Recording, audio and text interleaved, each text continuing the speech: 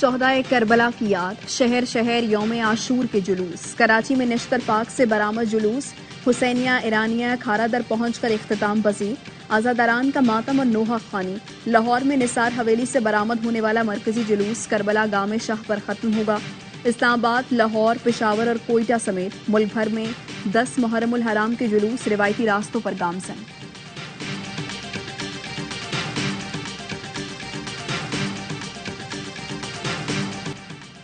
یوم عاشور پر صدر عارف الوی اور وزیر اعظم کا پیغام۔ صدر عارف الوی نے کہا، آج کا دن ہمیں عظیم مقصد کے لیے کسی قربانی سے دریغ نہ کرنے کا درس دیتا ہے۔ شہدائے کربلا نے حقیقی تعلیمات کے تحفظ کے لیے جانیں قربان کی۔ وزیر اعظم شہباز شریف نے کہا، امام حسین رضی اللہ تعالیٰ عنہ اور ان کے رفقا کی قربانی، عظمت، آفاقیت اور ایثار کی علامتیں ہیں۔ امام حسین رضی اللہ تعالیٰ عنہ کی شہادت صبر، برداشت اور ظلم کے خلاف تاریکی میں امید کا دیا جلائے رکھتی ہے۔ D G rangers Sindh major general Azhar Waqas کا کراچی میں مرکزی جلوس کی سیکیورٹی کے لیے قائم رینجرز کنٹرول روم کا دورہ، سیکیورٹی انتظامات کا جائزہ لیا۔ صوبے کے مختلف شہروں اور کراچی میں سیکیورٹی کے مربوط انتظامات کی ہدایات جاری کی۔ تمام مکاتب فکر کی جانب سے اخوت، بھائی چارے اور اتحاد بین المسلمین پر قائم رہنے کو بھی سراہا۔ ترجمان رینجرز کے مطابق سندھ رینجرز کی جانب سے جلوسوں کی کڑی نگرانی کی جا رہی ہے۔ بلند عمارتوں پر سنائپرز بھی تعینات کیے گئے ہیں۔ لاہور سمیت پنجاب بھر میں اور پشاور، کوئٹہ میں بھی سیکیورٹی کے سخت انتظامات۔ یوم عاشور پر شہر شہر شربت دودھ کی سبیلوں کا اہتمام۔ ملتان میں نظر و نیاز کے لیے حلیم کی 100 سے زائد دیگوں کی تیاری۔ ملک بھر میں عزاداران میں لنگر تقسیم کیا گیا۔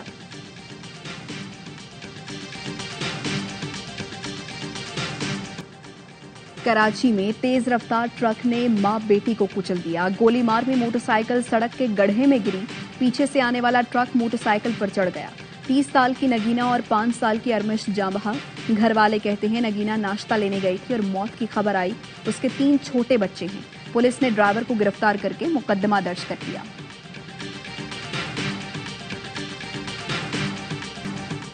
آوارہ کتوں کی بہتات اور سڑکوں کے گڑھے حادثوں کا سبب بننے لگے۔ گولی مار میں پیش آئے واقعے نے کی ایم سی کی کارکردگی پر سوال اٹھا دیے۔ علاقہ مکین کہتے ہیں کتے پیچھے لگتے ہیں تو لوگ اپنی موٹر سائیکل بھگاتے ہیں اور گڑھوں میں پھنس کر گر جاتے ہیں۔ شہری انتظامیہ کی غفلت انسانی جانیں لے رہی ہے۔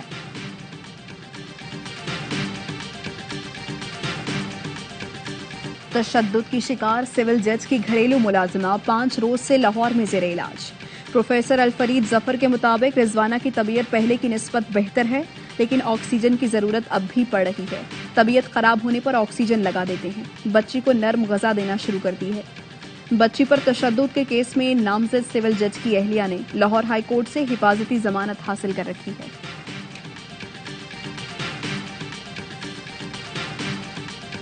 چین کے نائب وزیر اعظم اور کمیونسٹ پارٹی کی مرکزی کمیٹی کے رکن کل پاکستان پہنچیں گے۔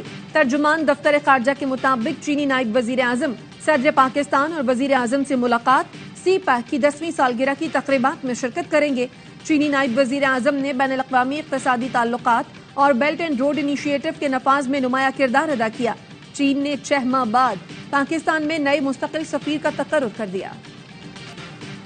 عوام کے لیے اچھی اور گندم ذخیرہ کرنے والوں کے لیے بری خبر۔ روس سے گندم کا پہلا جہاز پاکستان پہنچ گیا۔ پرائیویٹ سیکٹر روس سے $279 میٹرک ٹن کے حساب سے گندم درآمد کر رہا ہے۔ روس سے خریداری کے بعد مل کو $92 فی کلو کے حساب سے گندم ملنے کا امکان ہے۔ روس سے گندم خریداری کے بعد ملک میں آٹے کی قیمت میں کمی آئے گی۔ لاہور، شیخوپورہ، راولپنڈی، گجرانوالہ، ڈسکا، پسرور، پتوکی، جھنگ، گوجرا اور گردن نواح میں بارش۔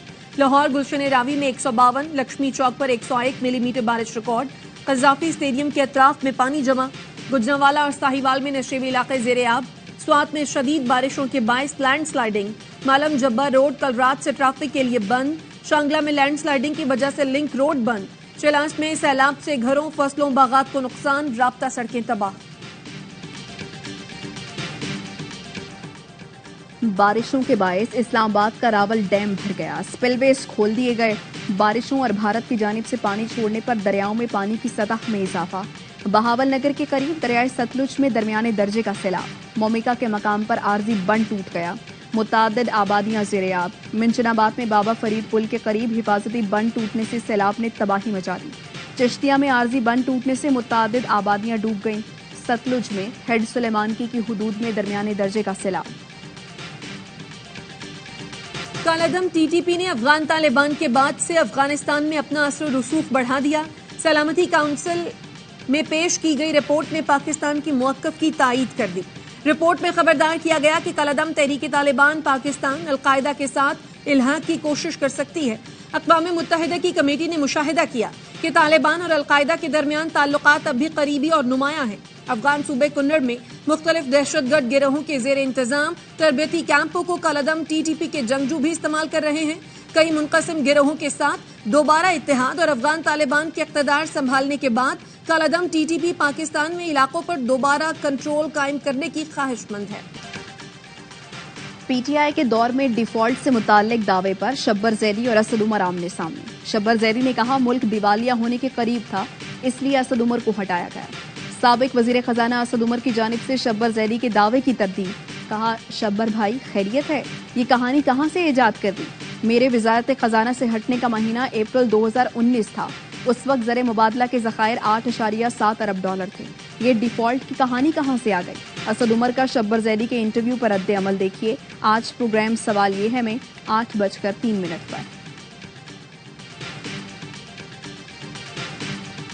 اسد عمر واضح تھے, آئی ایم ایف کے پاس جانا ہے اور وزیر اعظم کا بھی یہی خیال تھا. پہلے 3 دنوں میں ہی واضح ہو گیا تھا کہ نون لیگ نے دیوالیہ معیشت چھوڑی ہے اور ڈار صاحب کے تمام دعوے مکمل جھوٹ تھے. میں نہیں سمجھتا کہ شبر زیدی کا انٹرویو سکینڈل ہے. فواد چودھری کا رد عمل. کہا اسد عمر کا خیال یہ تھا اگر ہم نے بہت جلدی کی تو آئی ایم ایف کی شرائط کڑی ہوں گی. پی ٹی آئی رہنما حماد اظہر نے کہا شبر زیدی کی یادداشت فارغ ہو گئی ہے یا کسی کو راضی کرنے کے چکر میں ہے. شبر زیدی فاٹا میں اسٹیل کی صنعت پر ٹیکس چھوٹ ختم کرنا چاہتے تھے جس کے لیے انہوں نے مجھ سے رابطہ کیا اور اب ٹی وی پر کہہ رہے ہیں حماد نے اپنے مفاد میں میری حمایت کی لیکن وزیر اعظم نہیں مانے.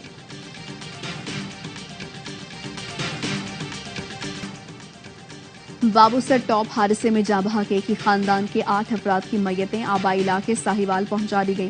اہل خانہ کے مطابق نماز جنازہ 5:30 بجے ادا کی جائے گی. گزشتہ روز گاڑی حادثے کا شکار ہو کر کھائی میں گرنے سے 8 افراد جھلس کر جاں بحق ہوئے تھے.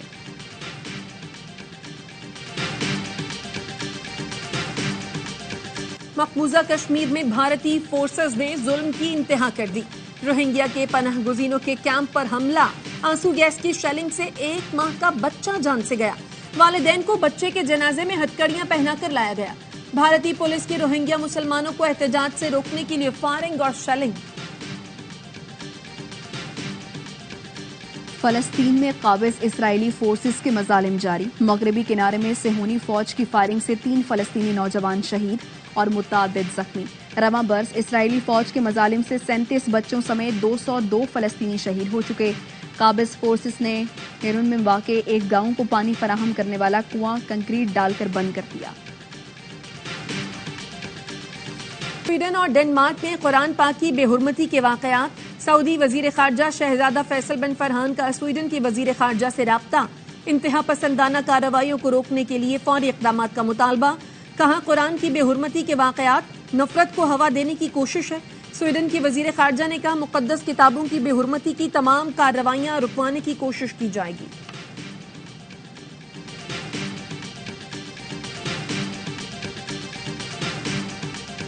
کینیڈا کے دارالحکومت اوٹاوا میں تیز بارش کے بعد شدید ژالہ باری. غیر معمولی حجم کے اولے بھی پڑے. نظام زندگی مفلوج. مکانات کے شیشے ٹوٹ گئے. گاڑیوں کو بھی شدید نقصان پہنچا.